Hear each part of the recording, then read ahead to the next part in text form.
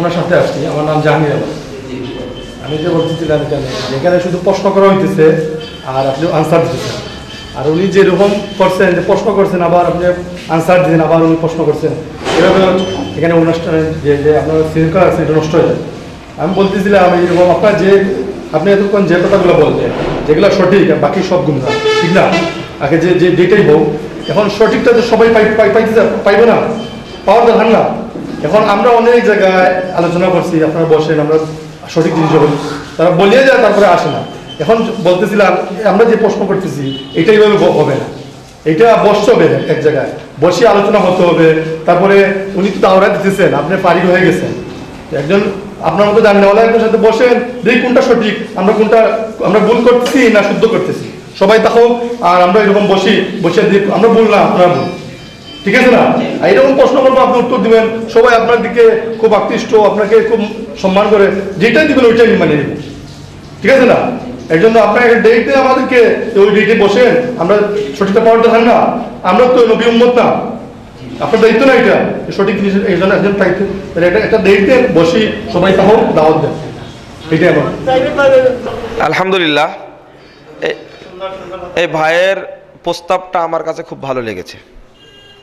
আপনারা আলেম ওলামানে যদি বসতে চান, আমজনতার কাছে না হয় আমাদেরকে ডাকেন, কোনো আপত্তি নেই, আমি যে কোনো সময় প্রস্তুত বসার জন্য। আর এই বসার মাধ্যমে একটা সমাধান হয়। তবে একটা জিনিস লক্ষণীয় হলো, ভাইকে মানে বোঝার স্বার্থে বলছি, যে কেতাবপত্র সবার সামনে আছে, আল ফিকহুল আকবর মুস্তাদ আবু হানিফা একটা বই আছে আর কি। আবু হানিফা রহিমাহুল্লাহর আকীদাও এটা আল্লাহর হাত আছে, আল্লাহর আকার আছে। যে ব্যক্তি বিশ্বাস করে না যে আল্লাহর মানে আকার নেই, যদি বিশ্বাস করে যে আল্লাহর আকার নেই, যদি কেউ বিশ্বাস করে ফাকাত কাফারা, সে কুফরি করলো। ফিকহুল আকবরের আমার কাছে যেটা আছে বইটি 145 পৃষ্ঠার মধ্যে এই আলোচনা আসছে।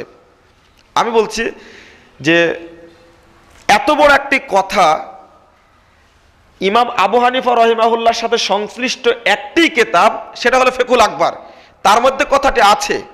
এরপরে বাংলাদেশের বহু মানুষ মানে না, যদিও বাংলাদেশের অধিকাংশ মানুষ হানাফি মাযহাব সমর্থন করে, মানে না। একটা জিনিস হলো মানা, আর একটা জিনিস হলো জানা, আর একটা জিনিস হলো আমল করা। আমি জানিও, আবার মনে করি যে এটাই সঠিক, মানা উচিত, কিন্তু নিজে আমল করি না। এটা অস্বাভাবিক কিছু না। দেশের আলেম উলামার মাঝে এই দিকটা নিয়ে মতলক্ষ আছে। আমি বলেছি যে এই জিনিসটা, তথ্যটা বের করতে বেশি সময় লাগবে না। একটা উদাহরণ দিয়ে গেছিলাম গতদিনে সিলেট এসে, যে আমরা যে দোয়াটি পড়ি ইফতারির সময়ে, যে আল্লাহুম্মা সুমতুলাকা ওয়া তাওয়াক্কালতু আলা রিজকিকা ওয়া আফতারতু বিরহমাতিকা ইয়া আরহামার রাহিমিন, এই দোয়াটি গোটা দেশের মানুষকে বলানো হয়, পত্রিকায় পেপারে ইফতারের সময়সূচি দেওয়া হয়, কিন্তু এই মর্মে একটি দলিলও নেই। এটা আলেম ওলামাও কিন্তু জানেন, কিন্তু তারা নিজেরা বলেনও না, মানুষকে বলেন না, নিজেরা আমল করেন না। তাহলে কি গোটা এই জিনিসটা কি নিয়ে বসা লাগবে? এই জিনিসটা নিয়ে বসার কোনো প্রয়োজন আছে? আমি একজন আলেম মানুষ, আমি দেখলেই পারি যে জিনিসটা আছে কিনা। মুজাফফর বিন মহসিন এত বড় চ্যালেঞ্জ করে গেলেন, দেখি আছে কিনা। এমনকি আমি এতটুকু বলে গেলাম যে মিরকাত উল মাফাতি একটা গ্রন্থ, মেশকাত, প্রসিদ্ধ একজন হানাফি পণ্ডিত মুল্লা আলী কালী রহিমাহুল্লাহ লেখা, 2য় খণ্ডের 130 পৃষ্ঠায় তিনি আলোচনা করতে গিয়ে বলছেন যে ইস্তাহার আল আলসিনাত, মানুষের মুখে মুখে খুব প্রসিদ্ধ, ওয়ালাকিন লাইসা লাহু আসলুন, কিন্তু এই দোয়ার কোনো ভিত্তি নেই। উনি মারা গেছেন 1049 হিজরিতে মারা গেছেন, এতদিন পুরো মারা গেছেন। তিনি এই সময় বলে গেছেন কথাটি, মেরকাত বাংলাদেশের প্রায় প্রত্যেকটি কওমে মাদ্রাসায় আছে, কিন্তু জানেনও, পড়েনও, মানেন না। এই জন্য ভাইকে বলছি যে আপনার প্রস্তাবটা খুব ভালো, নিঃসন্দেহে আলেম ওলামা বসে সমাধান হবে, কিন্তু আমরা যেটা বাস্তবতায় দেখছি আলেম ওলামার সঙ্গে বসে তারা সমাধান করতে চান না। এই জন্য তো জনগণের কাছে বলা শুরু করেছি। আলেম ওলামাকে না মানলেও একজন যদি ব্যক্তি সংশোধন হয়, এমনকি আরো জোর গলায় বলছি কথাটি এটা, যে আলেমদের সংশোধনের চেয়ে যারা জানে তাদের সংশোধনের চেয়ে অনেক জেনারেল শিক্ষিত মানুষ আজকে শরীয়ত মানছে। বড় একটা উদাহরণ যদি দিয়ে, আমি ডাক্তার জাকির নায়েক একজন মানে এমন একজন মানুষ, তিনি ছিলেন অন্য মাযহাবের লোক, অথচ তিনি আজকে ইসলামটা গোটা মানুষের সামনে উপস্থাপন করছেন। 22 বছর যাবত একজন ব্যক্তি সহিহ বুখারী পড়াচ্ছেন, 22 বছর যাবত।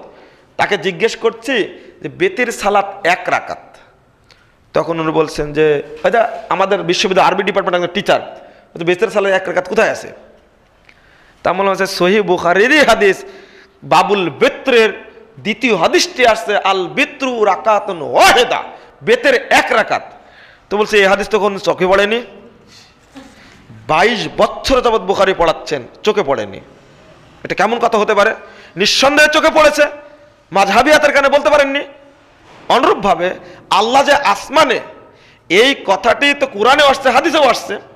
একজন সহিহ মুসলিম, আপনাদের আমি সরাসরি দারুল মাআরিফে বসা, যিনি 36 বছর দার দিচ্ছেন সহিহ মুসলিমের, সেই মুসলিমের প্রথম খণ্ডের আপনার 203 পৃষ্ঠা হাদিস, একটা বাচ্চা মেয়ে জানতেন যে ফিসসামা, আল্লাহ হলো আসমানে। উনি আমাকে বলছেন যে আপনারা বললেন যে আল্লাহ হলেন আসমানে, তার দলিল কোথায়? তবে সহিহ মুসলিম পড়াচ্ছেন, একটা বাচ্চা মেয়ে বললো আল্লাহ আসমানে, তাই আল্লাহ রাসূল বললেন আতিকা ফাইন্না মুমিনা, তুমি তাকে মুক্ত করে দাও, সে একজন মুমিনা মহিলা। জানছেন?